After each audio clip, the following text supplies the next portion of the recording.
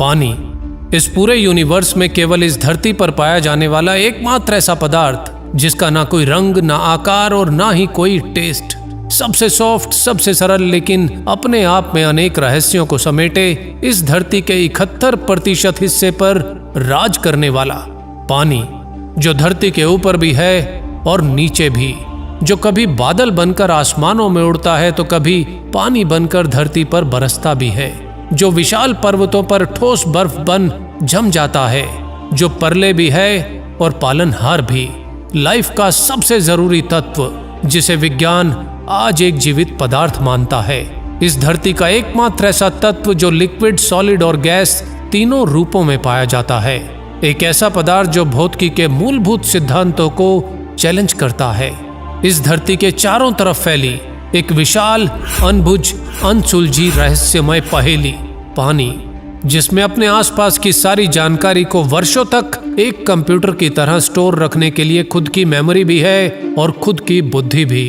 पानी जो किसी भी भाषा में बोले गए शब्दों को ही नहीं बल्कि बिना बोले, बिना किसी स्पर्श के इंसानी दिमाग में चल रहे पॉजिटिव, नेगेटिव विचारों और भावनाओं तक को समझकर उसके अनुसार खुद के मॉलिक्यूलर स्ट्रक्चर को बदलकर अपनी प्रतिक्रिया तक देने की विलक्षण क्षमता रखता है। दोस्तों, आज इस वीडियो में आप कुछ ऐसा जानेंगे जो हमेशा के लिए न केवल पानी के प्रति बल्कि आपका खुद के प्रति आपका दृष्टिकोण बदल देगा। और यकीन मानिए, ये मेरा दावा है कि आपका बदला हुआ दृष्टिकोण आपकी लाइफ में लाएगा एक बहुत बड़ा सकारात्मक बदलाव। बस इस वीडियो की एक भी लाइन को बिना मिस किए इस वीडियो को पूरा एंड तक जरूर देखना। कैसे और कहां से आया ये पानी इस धरती पर?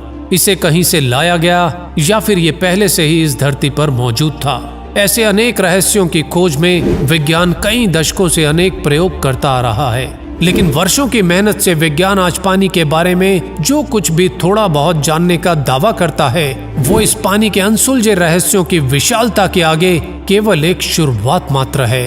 पिछले कुछ दशकों में आधुनिक टेक्नोलॉजी की मदद से किए गए हजारों प्रयोगों से ये बात सामने आई है कि पानी में अपनी खुद की मेमोरी और अपनी एक बुद्धि भी होती है। सुनने में आपको ये थोड़ा सा अजीब जरूर लगेगा कि पानी में खुद की बुद्धि इम्पॉसिबल, लेकिन असंभव सी लगने वाली ये बात आज वैज्ञानिक रूप से साबित हो चुकी है। और मत भूलिए कि इंसानी ब्रेन में भी तो 80% पानी ही है।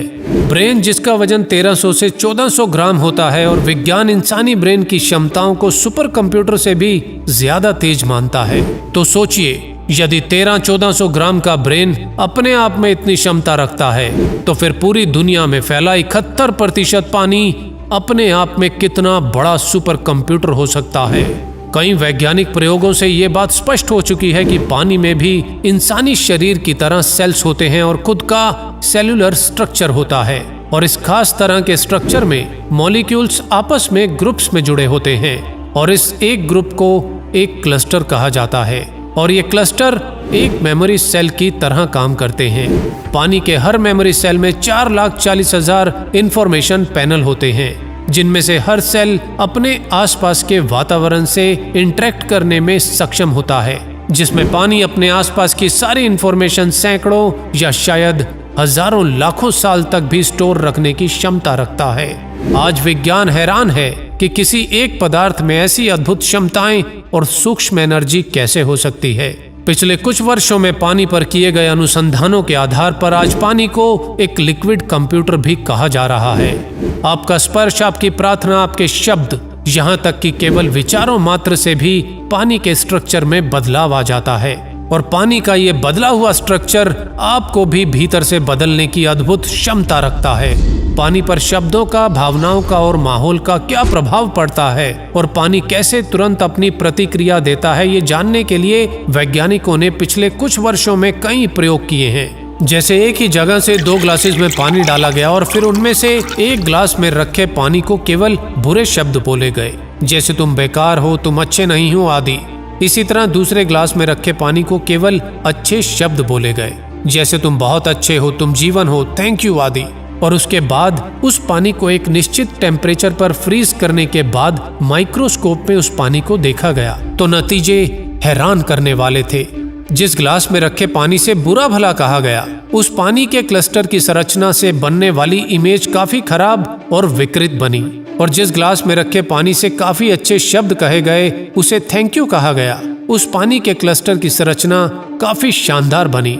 ऐसे ही एक एक्सपेरिमेंट के दौरान कुछ लोगों को पानी के सैंपल को केवल टच करने के लिए कहा गया, और फिर पानी के इन सैंपल्स को जब माइक्रोस्कोप में देखा गया तो पानी के क्लस्टर में हर इंसान के लिए एक अलग इमेज बनी। लेकिन वैज्ञानिकों को हैरानी तो तब हुई जब किसी दूसरी जगह से लाए गए पानी के सैंपल्स को इन्हीं सब लोगों को दोबारा से छूने के लिए कहा गया, और इस बार भी सैंपल को माइक्रोस्कोप में देखने पर हर छूने वाले इंसान के लिए पानी में बनने वाली इमेज वैसी ही थी जैसे पहले बनी थी। ऐसा कितनी बार कहीं के पानी के साथ भी दोहराने पर परिणाम एक जैसे ही रहे। हर जगह से लाए पानी के सैंपल ने एक निश्चित व्यक्ति के लिए एक निश्चित इमेज ही बनाई, और इसी तरह पानी के कुछ सैंपल्स के आगे कुछ ऐसे फेमस लोगों के केवल नाम लिए गए जो अब इस दुनिया में जीवित नहीं थे। और हैरानी की बात तो ये थी, यदि नाम किसी अच्छे व्यक्तित्व वाले इंसान जैसे मदर टेरेसा का लिया गया तो पानी ने बहुत ही अच्छी खूबसूरत इमेज बनाई, और जब नाम किसी बुरे या बदनाम फेमस इंसान का लिया गया जैसे हिटलर, तो पानी ने काफी खराब इमेज बनाई। और ये एक्सपेरिमेंट इस बात की तरफ इशारा करता है कि शायद पानी में सैकड़ों या फिर हजारों साल पहले का डाटा भी स्टोर रहता है, या फिर पानी का अपना खुद का कोई ऐसा नेटवर्क सिस्टम है जिसके माध्यम से पूरी दुनिया का पानी आपस में कनेक्ट रहता है। और शायद इन कनेक्शंस की वजह से ही पानी इंसानी ब्रेन में चल रहे विचारों को बिना बोले भी समझ सकता है, क्योंकि इंसानी ब्रेन 80% और बॉडी 71% पानी ही तो है। दोस्तों, आज विज्ञान के पास ऐसे उपकरण मौजूद हैं जिनकी मदद से पानी में मौजूद एनर्जी को मापा जा सकता है। जो विज्ञान धर्म और आस्था पर केवल प्रश्न उठाता था, वही विज्ञान आज इन इंस्ट्रूमेंट्स की मदद से इस बात की पुष्टि कर रहा है कि धार्मिक स्थानों पर शुद्धिकरण या पीने के लिए दिए जाने वाले पानी में प्रार्थना और मंत्रों की ऊर्जा से कुछ विशेष प्रभावशाली गुण आ जाते हैं। एक एक्सपेरिमेंट के दौरान सुबह एक ही नल से 2 बॉटल्स में पानी भरा गया, और उनमें से एक बोतल को एक ऐसी चर्च में रख दिया गया जहां साल की सबसे विशेष प्रार्थना होने वाली थी, और जिस प्रार्थना में भाग लेने के लिए बहुत से लोग इकट्ठा होते थे, और वे सभी प्रार्थना के बाद उस चर्च में रखे होली वाटर में से कुछ पानी अपने साथ ले जाते थे जिसमें लोगों की विशेष आस्था थी। उस चर्च में प्रार्थना के तुरंत बाद वैज्ञानिक प्रयोग के लिए रखे गए नॉर्मल नल के पानी को लैब वापस लाया गया, जहां उस पानी को चेक करने पर यह पाया गया कि सिंपल पानी के क्रिस्टल्स एक डिफ्यूज बल्ब की तरह थे, जबकि जो पानी कुछ घंटों के लिए चर्च में रखा गया था उसके क्रिस्टल्स की आकृति बहुत ही सुंदर स्टार की आकृति बना रही थी, जिससे ये बात साबित हुई कि किसी भी पवित्र स्थान के पानी की संरचना बहुत ही स्ट्रॉन्ग, सुंदर और स्टेबल बन जाती है। और इतना ही नहीं, जब इस पानी की कुछ मात्रा को 60 लीटर नॉर्मल पानी में डाला गया तो नॉर्मल पानी भी होली वाटर की तरह ही हो गया, यानी कि पानी अपनी प्रॉपर्टी को ट्रांसफर भी कर सकता है, यानी कुछ मॉलिक्यूल्स पानी के बाकी मॉलिक्यूल्स को भी बदल देते हैं। विज्ञान ने ऐसे ही एक प्रयोग के दौरान एक पवित्र स्थान से लाए गए पानी को बीमार जानवरों और मरते हुए प्लांट्स पर जब डाला तो मरते हुए प्लांट्स कुछ ही समय में फिर से खिल उठे और बीमार जानवर भी तेजी से ठीक होने लगे। विज्ञान आज पानी के इन चमत्कारों के बारे में जानता तो है, लेकिन ये कैसे संभव होता है ये विज्ञान की समझ से बाहर है। लेकिन इतना जानने में भी विज्ञान को कई दशकों का समय लग गया। हमारे देश की सभ्यता, हमारी संस्कृति में हजारों साल पहले से ही भोजन और पानी को विशेष बर्तनों में रखने, परोसने और खाने से पहले उस भोजन, पानी और उस ईश्वर का धन्यवाद करना ये एक डेली लाइफ का हिस्सा हुआ करता था। आज आधुनिक दौर में जब तक विदेशी विज्ञान हमारे रीति रिवाजों पर अपनी प्रामाणिकता की मोहर नहीं लगा देता, तब तक उसे केवल एक अंधविश्वास का नाम दे दिया जाता है। धर्म या धार्मिक स्थल चाहे कोई भी हो, मंदिर, मस्जिद, गिरजा या गुरुद्वारा, सभी जगह बाहरी और आंतरिक शुद्धिकरण के लिए लोगों को सदियों से जल दिया जाता रहा है। यानी कि वर्षों पहले भी कुछ सभ्यताएं, हमारे पूर्वज आज के विज्ञान से कहीं अधिक विद्वान थे। आज भी पूरे विश्व में कई धर्म स्थानों पर पानी को प्रार्थना और मंत्रों की शक्ति से चार्ज कर एक अच्छे स्वास्थ्य के लिए एक आशीर्वाद के रूप में लोगों को दिया जाता है।